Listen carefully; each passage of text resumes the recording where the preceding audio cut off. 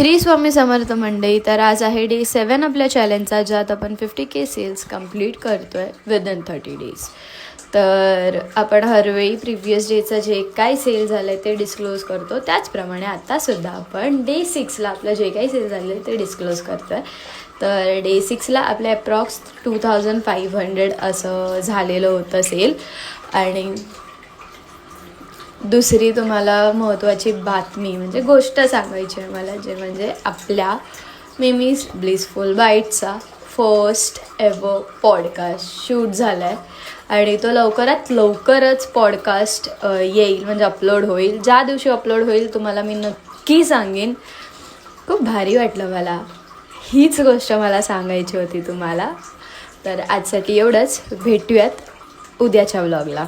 Till then, stay tuned. Bye.